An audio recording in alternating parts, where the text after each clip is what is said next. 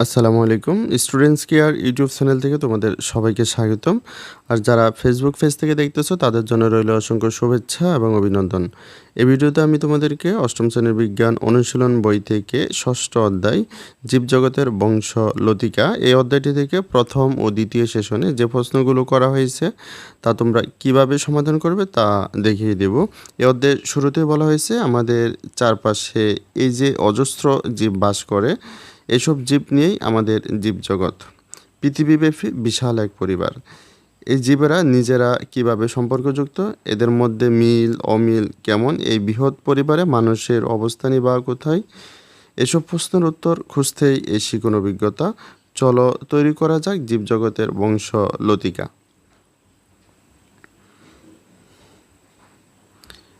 এই অধ্যায়ের প্রথম ও দ্বিতীয় সেশনের শুরুতে বলা হয়েছে, শুরুতে ভেবে দেখো তোমাদের চারপাশে কত ধরনের জীব তোমরা দেখো। সহপাঠীদের সঙ্গে আলাপ করে নিচের ছকে একটি তালিকা তৈরি করে ফেলো। তাহলে এখানে তোমাদেরকে বলা হয়েছে তোমাদের চারপাশে যত ধরনের জীব তোমরা দেখো তার সমন্বয়ে এই নিচে যে ছকটি রয়েছে এই ছকটি পূরণ করতে বলা হয়েছে। তাহলে তোমরা এই ছকটি পূরণ করার ক্ষেত্রে অবশ্যই মাথায় রাখবে ভিন্ন ভিন্ন প্রজাতির জীবের সমন্বয়ে এই ছকটি পূরণ করবে।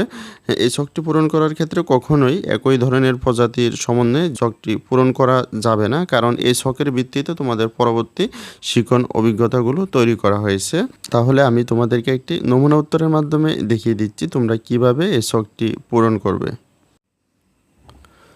তোমাদের অনুশীলন বইয়ের 92 পৃষ্ঠায় ছক একটি আমাদের চারপাশে যে সকল জীব আমরা দেখতে পাই তাদের সমন্বয়ে আমি যেভাবে পূরণ করেছি। তো প্রথমে লিখেছি দোয়েল, ময়না, টিয়া, শালিক, ঘুঘু, কোকিল, কবুতর, ঈগল, কাক, টুনটুনি, হাঁস, বাঘ, সিংহ, শিয়াল, বানর, মহিষ, মানুষ, গরু, ছাগল, কুকুর, বিড়াল, টিকটিকি, কুমির, গিরগিটি, গুইসাপ, শতপদী, কচ্ছপ, বিছা, সাপ, ব্যাং, প্রজাপতি, মাছি, মৌমাছি, পিঁপড়া, বোলতা, বিমরুল, ভ্রমর, মাকড়সা, মশা, হাঙ্গর, ডলফিন, ইলিশ, রুই, শাপলা, বটগাছ, জাম গাছ, আম গাছ, লিচু গাছ, কাঁঠাল গাছ, শামুক, ঝিনুক, অক্টোপাস, হাইড্রা, জেলিফিশ, তারামাছ, ফাইলেরিয়া, কৃমি, গুলকৃমি, কেঁচু, স্পঞ্জ, ছত্রাক, প্রোটোজোয়া, অ্যামিবা, শৈবাল, ইস্ট, অ্যাগারিকাস, পেনিসিলিন।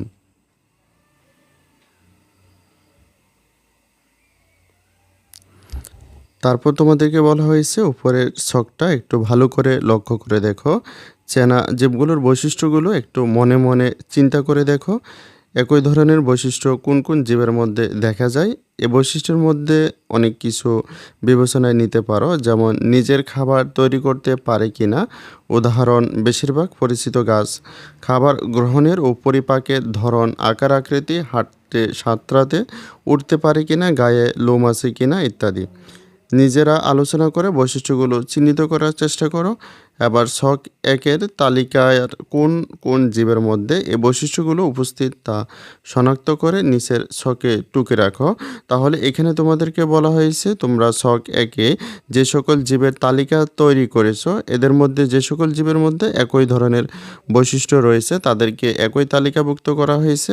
এক্ষেত্রে একই তালিকাভুক্ত করার ক্ষেত্রে তোমাদের মাথায় রাখতে হবে যে সকল জীব নিজের খাবার নিজে তৈরি করতে পারে বা পারে না তাদেরকে একটি তালিকায় রাখবে, আর খাবার গ্রহণ ও পরিপাকের ধরন যাদের মধ্যে একই ধরনের রয়েছে তাদেরকে আরেকটি তালিকায় রাখবে।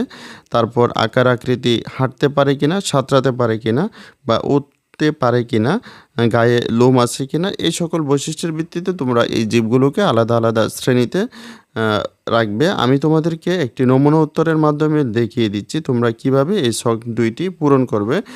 তার আগে তোমরা যারা এখনও আমাদের এই চ্যানেলটিকে সাবস্ক্রাইব করোনি তারা এখনই এই চ্যানেলটিকে সাবস্ক্রাইব করো, আর যারা সাবস্ক্রাইব করেছো তাদেরকে অসংখ্য ধন্যবাদ।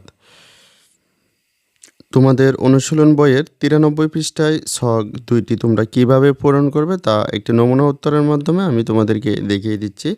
এখানে তোমাদের ছক ২ এর বাম পাশে রয়েছে জীবের বৈশিষ্ট্য এবং ডান পাশে রয়েছে জীবের নাম। অর্থাৎ তোমাদের যে সকল জীবের একই ধরনের বৈশিষ্ট্য রয়েছে তাদের এই বৈশিষ্ট্যগুলো বাম পাশে লিখবে এবং ওই বৈশিষ্ট্যের ভিত্তিতে যে সকল জীব রয়েছে সেই জীবগুলোর নাম ডান পাশে লিখবে। তাহলে এখানে আমি প্রথমে যে বৈশিষ্ট্যটি লিখেছি, নিজের খাবার নিজে তৈরি করতে পারে, অর্থাৎ যে সকল জীব নিজের খাবার নিজে তৈরি করতে পারে তাদেরকে এখানে লিখতে হবে। তাহলে আমরা জানি কিছু সংখ্যক ব্যতিক্রম ব্যতীত বেশিরভাগ গাছ নিজের খাবার নিজে তৈরি করতে পারে। তো এখানে আমি ছক ১-এ যে সকল গাছের নাম লিখেছি সেগুলোর মধ্যে রয়েছে আম গাছ, জাম গাছ, লিচু গাছ, বট গাছ, কাঁঠাল গাছ।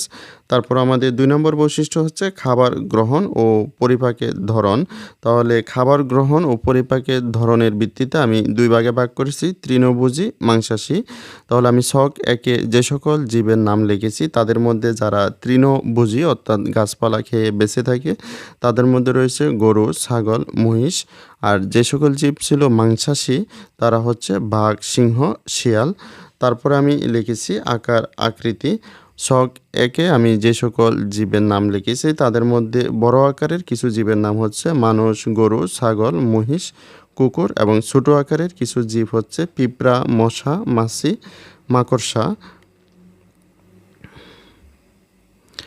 তারপর আমি লিখেছি হাঁটতে পারে, অর্থাৎ ছক ১-এ আমি যে সকল জীবের নাম লিখেছি তাদের মধ্যে যারা হাঁটতে পারে তাদের মধ্যে কিছু সংখ্যক জীবের আমি নাম এখানে লিখেছি মানুষ, গরু, ছাগল, কুকুর, বিড়াল, বাঘ, সিংহ, মহিষ। তারপর হচ্ছে উড়তে পারে দোয়েল, ময়না, টিয়া, শালিক, ঘুঘু, কোকিল, কবুতর, কাক, ঈগল, টুনটুনি, হাঁস। গায়ে লোম আছে, তাহলে গায়ে লোম আছে এরকম জীবগুলো হচ্ছে মানুষ, গরু, ছাগল, বানর, মহিষ, বিড়াল, সিংহ, শিয়াল, কুকুর। তারপর দেহ শক্ত খোলস দ্বারা আবৃত, শামুক, ঝিনুক। তারপর হচ্ছে পরভোজী ও পরজীবী, গোলকৃমি ও ফিতাকৃমি। আমরা জানি গোলকৃমি, ফিতাকৃমি মানুষের অন্ত্রে বসবাস করে। যেহেতু মানুষের অন্ত্রে বসবাস করে বা অন্য জীবের মধ্যে বসবাস করে তাই এরা হচ্ছে পরজীবী। এবং গুলকৃমি এবং ফিতাকৃমি মানুষের পরিপাকৃত খাবার গ্রহণ করে থাকে তাই এদেরকে বলা হয় পরভোজী। তারপরে আমি লিখেছি জলে বসবাস করে। তাহলে জলে বসবাস করে রুই, ইলিশ, তারা মাছ, হাঙ্গর, ডলফিন, কচ্ছপ। তারপর হচ্ছে এককোষী। তাহলে যে সকল জীব একটি মাত্র কোষ দ্বারা গঠিত তাদের মধ্যে রয়েছে এমিবা, প্রোটোজোয়া, শৈবাল, ইস্ট। তারপর হচ্ছে বহুকোষী জীবগুলো হচ্ছে যে সকল জীব একের অধিক কোষ দ্বারা গঠিত তারা হচ্ছে বহুকোষী জীব। আমরা ছক ১-এ যে সকল জীবের নাম লিখেছি তাদের অধিকাংশ হচ্ছে বহুকোষী জীব। তাই আমি এখানে কয়েকটি নাম লিখেছি, যেমন মানুষ, গরু, ছাগল, বটগাছ, আম গাছ। তাহলে ভিডিওটি এ পর্যন্তই। পরবর্তী ভিডিওতে আমি তোমাদেরকে এই অধ্যায়ের পরবর্তী কাজগুলোকে তোমরা কিভাবে সমাধান করবে তা দেখিয়ে দিব। ভিডিওটি তোমাদের কাছে ভালো লাগলে কমেন্টে জানাতে পারো এবং পরবর্তী সকল ভিডিওগুলো সবার আগে পাওয়ার জন্য চ্যানেলটিকে এখনই সাবস্ক্রাইব করে রাখো। সকলকে অসংখ্য ধন্যবাদ।